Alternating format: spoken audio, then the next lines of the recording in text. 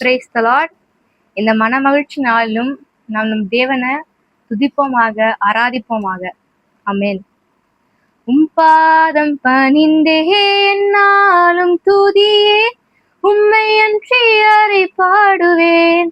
ஏசையா உந்தன் அன்பு உள்ளம் பொங்குதே, ஏசையா உந்தன் அன்பு உள்ளம் பொங்குதே.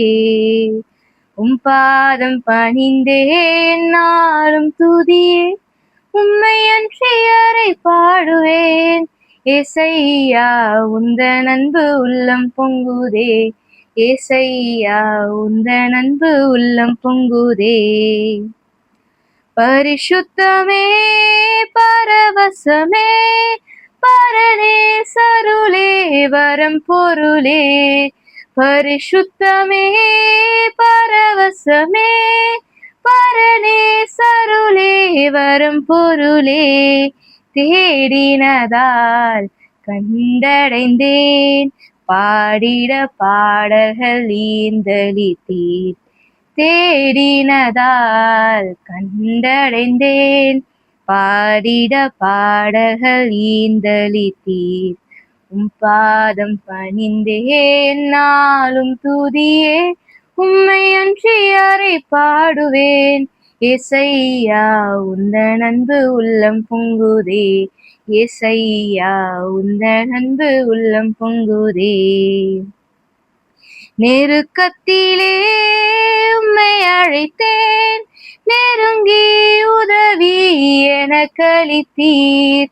நெருக்கத்திலே உம்மை அழைத்தேன், நெருங்கி உதவி எனக்கு அளித்தீர். திசை கெட்டினும் அலைந்திடாமல் தீவிரம் வந்தென்னை தாங்குகின்றீர். திசை கெட்டினும் அலைந்திடாமல் தீவிரம் வந்தென்னை தாங்குகின்றீர். பாதம் பணிந்தே நாளும் துதியே, உம்மை அன்றி யாரை பாடுவேன்.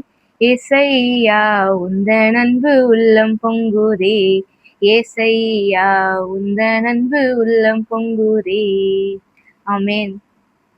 ஹல்லேலூயா. கர்த்தருடைய நாமம் மகிமைப்படுகிறது. அருமையானவர்களே, இந்த மாதத்தினுடைய வாக்குத்தத்தமாக நேற்றைக்கு கொடுக்க வேண்டிய செய்தி, ஆனாலும் அந்த சாபம் என்ற தலைப்பிலே அந்த முடிவான ஒரு பகுதி இருந்ததுனாலே நேற்றைக்கு அந்த காரியத்தை குறித்து நாம் தியானித்து முடித்தோம். இன்றைக்கு இந்த மாதத்தினுடைய வாக்குத்தத்தமாக கர்த்தர் என் மூலமாக உங்களுக்கு கொண்டு வருகிற செய்தி, இதே செய்தி, இதே வார்த்தை எனக்கும் நான் சுவீகரித்துக் கொள்ளுகிறேன். அருமையானவர்களே, என்ன வார்த்தை என்று சொன்னால், கர்த்தர் உன்னை காக்கிறவர். இந்த வார்த்தையுடைய வாக்குத்தத்தம் இதான், கர்த்தர் உன்னை காக்கிறவர். சங்கீதம் 121 5, 7 வசனங்களிலே பார்க்கிறோம். 5ஆம் வசனத்திலே கர்த்தர் உன்னை காக்கிறவர், கர்த்தர் உனது வலது பக்கத்திலே உனக்கு நிழலாயிருக்கிறார். ஹல்லேலூயா. தேவன் பாருங்க, ஆண்டவர் தாவீதின் மூலமாக, சங்கீதக்காரன் மூலமாக நமக்கு சொல்லி இருக்கக்கூடிய காரியம் என்னவென்று சொன்னால், கர்த்தர் உன்னை காக்கிறவர். தேவன் உங்களையும் என்னையும் காக்கிறார்.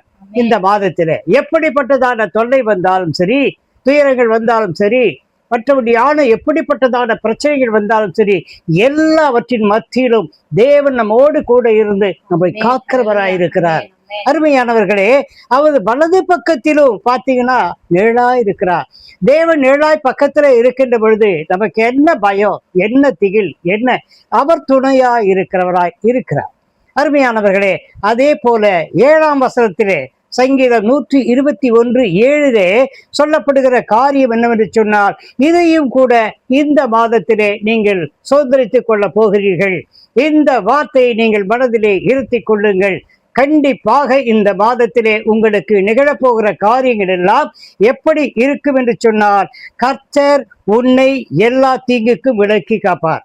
எந்த ஒரு தீமையும் வராது, எந்த ஒரு தீங்கும் உங்களை அண்டாது. ஒரு தீங்கு வராதபடி கர்த்தர் உன்னை எல்லா தீங்குக்கும் விலக்கி காப்பார். அவர் உன் ஆத்மாவை காப்பார். அருமையானவர்களே, இது உண்மைதானா? தேவனுடைய வாக்குத்தத்தம் உண்மையானதா? இதை பார்த்தீங்கன்னா இந்த வாக்குத்தத்தம் நம்முடைய வாழ்க்கையில செயல்படுமா, கிரியை செய்யுமா என்கின்ற சந்தேகம் இருக்குமானால் ஒரு ஜீவனுள்ள சாட்சியை நான் உங்களுக்கு சொல்ல விரும்புகிறேன். அது 19ஆம் நூற்றாண்டிலே சாது சுந்தர் சிங் என்கிற ஒரு மனிதர், தேவ மனிதர். அவர் பார்த்தீங்கன்னு சொன்னா, அவர் சீக்கிய மதத்திலிருந்து தேவனை ஏற்றுக்கொண்டு கிறிஸ்துவராக மாறிட பிறகு கிறிஸ்துவின் சீடராக உலகெங்கிலும் போய் பலவிதமான மக்களை சந்தித்து அந்த இடத்திலே போய் என்ன பண்ணார்னா, தேவனை பற்றிய சுவிசேஷத்தை அறிவித்துக் கொண்டிருந்தார். அவருக்கு முக்கியமாக தேவன் காட்டின ஒரு இடம் எது என்று சொன்னால் திபேத். அந்த திபேத் நாட்டிலே பார்த்தீங்கன்னா அங்கே மிகவும் மத வெறியர்கள் இருந்தார்கள். மத வெறியர்கள், லாமா என்கக்கூடிய அந்த மத தலைவர்கள் இருந்தார்கள். அவங்க என்ன பண்ணுவாங்கன்னா, இவர் போய் அங்கே சந்த வெளியில போயிட்டு இயேசுவை பற்றி பிரசங்கிப்பார். உடனே இவரை பிடித்து என்ன பண்ணுவாங்கன்னா, கடுமையான தண்டனைலாம் கொடுத்தாங்க. எத்தனையோ தண்டனை கொடுத்து பார்த்தாங்க. கடைசியில பார்த்தா அவர் சந்த வெளியில திரும்ப திரும்ப வந்து அந்த இடத்துல இயேசுவை குறித்து சுவிசேஷத்தை அறிவித்து கொண்டே இருந்தார். ஒரு நாள் பாருங்க என்ன ஆச்சு அப்படின்னு கேட்டா, அவனுக்கு இந்த மனுஷன் இவனை சாக அடிக்கணும், இவன் இல்லைன்னா செத்தாதான் இங்க பிரச்சனை இருக்காது. எல்லாம் ஒரே கம்ப்ளைண்ட் பண்றாங்க, இவன் மதமாற்றம் பண்றான், இயேசுன்னு சொல்லிட்டு ஒரு மனுஷனை பத்தி சொல்லிட்டு இருக்கான், இயேசுதான் கடவுள்னு சொல்லிட்டு இருக்கான்னு சொல்லி அவருக்கு ஒரு கடுமையான ஒரு தண்டனை அந்த லாமாக்கள் குழு சேர்ந்து ஒரு தண்டனை கொடுக்குறாங்க. என்ன தண்டனை அப்படின்னு சொன்னா, இவரை கொண்டு போய் சுந்தர் சிங்கை கொண்டு போய் மரண குழி என்று அவர்களுக்கு மிக கடுமையான ரொம்ப மோசமான குற்றவாளிகளுக்காக கொடுக்கப்படுகிற ஒரு தண்டனை. மரண குழி என்கிற ஒரு குழி இருக்கும், அது கிணறு மாதிரி இருக்கும். உள்ள பார்த்தீங்கன்னா மிக ஆழமான இடத்துல இருக்கும்.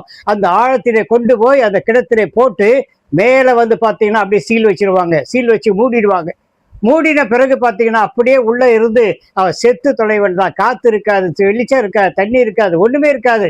எல்லாம் பட்டினி கிடந்து காற்று இல்லாமலும் ரொம்ப மோசமான ஒரு சூழ்நிலை. பாருங்க, இவருக்கு முன்னாடி எவ்வளோ பேர் அங்கே போட்டு சாகடிச்சிருக்காங்க.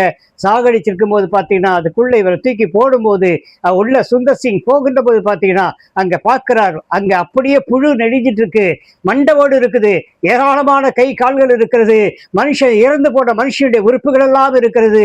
அதன் மத்தியிலே ஒரு சேரும் சகதியுமான இடத்திலே தண்ணீர் இல்லை, ஒன்றும் இல்லை, அப்படியாக இருக்கிறார். அப்படி இருக்கின்ற பொழுது அவர் என்ன இது பண்றார் அப்படின்னா, ஆண்டவரை நோக்கி அவர் கூக்குரல் இடுகிறார். கர்த்தாவே, நான் உமக்கென்று ஊழியம் பண்ணேன், ஆனா என்ன நேர்ந்தது என்று சொன்னால் இப்படி மரண குழியை போட்டிருக்காங்க, ஆனா இன்னும் நான் உமக்கென்று ஊழியம் பண்ணணுமே, அப்போ எனக்கு தப்பி வைக்க மாட்டீங்களா அப்படி என்று சொல்லுகின்ற பொழுது தேவன் அவருக்கு இப்படிப்பட்டதான ஒரு வார்த்தையை கொடுத்தார். கர்த்தர் உன்னை காக்கிறவர், கர்த்தர் உன்னை காக்கிறவர் அப்படி என்று சொல்லி ஒரு நாள் ஆயிற்று, 2 நாள் ஆயிற்று, 3ஆம் நாள் விடிந்தது. விடியறதுக்கு முன்னாடி கருக்கள் என்று சொல்வார்களே, அப்படிப்பட்டதான ஒரு கார் எதிர் சூழ்ந்திருக்கிற நேரத்திலே பார்த்தீங்கன்னா திடீரென்று மேலிருந்து ஒரு வெளிச்சம் வந்தது. அந்த வெளிச்சத்தை பார்க்கிற, என்ன இது, நம்ம விடுதலை பண்ணிட்டாங்களா அப்படின்னு. ஆனா என்ன நேர்ந்தது அப்படின்னு சொன்னா, அந்த வெளிச்சம் வந்தது. வெளிச்சத்தினூடே பார்த்தீங்கன்னா ஒரு பெரிய கயிறு இறங்குது. அந்த கயிறு இறங்கின உடனே, என்ன இது கயிறு இறங்குது, சரி நம்மளை யாரை காப்பாற்ற போறாங்கன்னா என்ன பண்ண, கயிறை பிடிச்சிட்டு மேலே வந்துட்டார். மேலே பார்க்குறாரு. மேலே பார்த்ததும் கயிறு கீழே விழுந்துச்சு, ஆள் யாருமே இல்லை. மறுபடியும் பார்த்தீங்கன்னா அந்த இது கிணத்த மூடி இருந்த அந்த கல் வீடும் சீல் வைக்கப்படுது, தானா சீல் வச்சுக்குது. அவ்வளவுதான். அங்கிருந்து வந்தார், மறுபடியும் போனார், குடிச்சிட்டு வந்தார். அதே சந்த வெளியில போயிட்டு அவர் என்ன பண்ணாரு, சுவிசேஷத்தை அறிவித்தார். அருமையானவர்களே, அதை பார்த்தது அந்த லாமாக்களை, என்னையா மரண குழியில போட்ட இவன் எப்படி பழைச்சு வந்தா, யாரா திறந்து விட்டது, யார் திறந்து விட்டது அப்படின்னு. ஆனால் தேவன் சொல்லுகிறார் அல்லவா, கர்த்தருடைய எல்லா தீங்குக்கும் விலக்கி காப்பார், அவர் உன் ஆத்துமாவை காப்பார். ஆமீன். கர்த்தர் உன்னை காக்கிறவர், கர்த்தர் உன் வலது பக்கத்தில் உனக்கு நிழலா இருக்கிறார். கர்த்தர் உன்னை எல்லா தீங்குக்கும் விலக்கி காப்பார், அவர் உன் ஆத்துமாவை காப்பார். அப்படித்தான் அன்றைக்கு சுந்தர் சிங் அவர்களை தேவன் காப்பாற்றினார். ஆண்டவராக இயேசு கிறிஸ்து அவரை ஒரு நூலை அனுப்பி, ஒரு கயிறை அனுப்பி அதன் மூலமாக வெளியே கொண்டு வந்தார். அவர் மீண்டும் தேவனுக்கென்று ஊழியம் செய்ய ஓடினார். அருமையானவர்களை, இதை கேட்டுக்கொண்டிருக்க உங்களுக்கு சொல்லுகிறேன், இந்த மாதத்திலே உங்களுக்கு எப்படிப்பட்டதான இக்கட்டுகள் இருந்தாலும் சரி, துன்பங்கள் வந்தாலும் சரி, எப்படிப்பட்ட வியாதிகள் வந்தால் எதுவும் உங்களை ஒண்ணுமே சேதப்படுத்தாது. ஏனென்றால் கர்த்தர் உன்னை காக்கிறவர், கர்த்தர் உன்னை காக்கிறவர். இதை மனதில் வச்சுங்க. டெஃபினட்டா இந்த மந்த் உங்களுக்கு ரொம்ப பிரமாதமா அற்புதமா இருக்கும். கர்த்தருடைய நாமம் மகிமைப்படுவதாக. God bless you all. Praise the Lord. இந்த நாளும் தேவன் 7 மாதங்களை கடக்க வைத்து 8வது மாதம் நம்ம ஒவ்வொருத்துக்கும் நம்ம அடியெடுக்க வைத்து செய்தார். அதே போல ஒரு அற்புதமான வாக்குத்தையும் தேவன் கொடுத்திருக்கிறார். கர்த்தர் எல்லா தீங்களும் காப்பார். அது மட்டுமல்ல, தேவன் அநேக நன்மையான காரியங்களும் நமக்கு தருவார். அப்படியாப்பட்ட தேவனை நாம் மீண்டும் ஆராதிப்போமாக. நன்றி சொல்லாமல் இருக்கவே முடியாது, பல நன்மை செய்த இயேசுவுக்கே. நன்றி சொல்லாமல் இருக்கவே முடியாது, பல நன்மை செய்த இயேசுவுக்கே. நன்றி நன்றி நன்றி என்று சொல்லி நான் துதிப்பேன், நாள்தோறும் போற்றுவேன். நன்றி நன்றி நன்றி என்று சொல்லி நான் துதிப்பேன், நாள்தோறும் போற்றுவேன். எத்தனையோ நன்மைகளை என் வாழ்வில் செய்தாரே, ஏராளமாய் நன்றி சொல்வேன். எத்தனையோ நன்மைகளை என் வாழ்வில் செய்தாரே, ஏராளமாய் நன்றி சொல்வேன். அத்தனையும் நினைத்து நினைத்து நான் துதிப்பேன், ஆண்டவரை போற்றுவேன். அத்தனையும் நினைத்து நினைத்து நான் துதிப்பேன், ஆண்டவரை போற்றுவேன். நன்றி சொல்லாமல் இருக்கவே முடியாது, பல நன்மை செய்த இயேசுவுக்கே. நன்றி நன்றி நன்றி என்று சொல்லி நான் துதிப்பேன், நாள்தோறும் போற்றுவேன். மரண பள்ளத்தாக்கில் நான் நடந்த போதெல்லாம் பாதுகாத்தீரையா. ஆமென். மரண பள்ளத்தாக்கில் நான் நடக்கும் போதெல்லாம் பாதுகாத்தீரையா. மீண்டும் ஜீவனை கொடுத்து நீர் என்னை வாழ வைத்தீரையா. மீண்டும் ஜீவனை கொடுத்து நீர் என்னை வாழ வைத்தீரையா. நன்றி சொல்லாமல் இருக்கவே முடியாது, பல நன்மை செய்த இயேசுவுக்கே. நன்றி நன்றி நன்றி என்று சொல்லி நான் துதிப்பேன், ஆண்டவரை போற்றுவேன். நன்றி சொல்லாமல் இருக்கவே முடியாது, பல நன்மை செய்த இயேசுவுக்கே. நன்றி நன்றி நன்றி என்று சொல்லி நான் துதிப்பேன், ஆண்டவரை போற்றுவேன். ஆமென். Hallelujah. Hallelujah.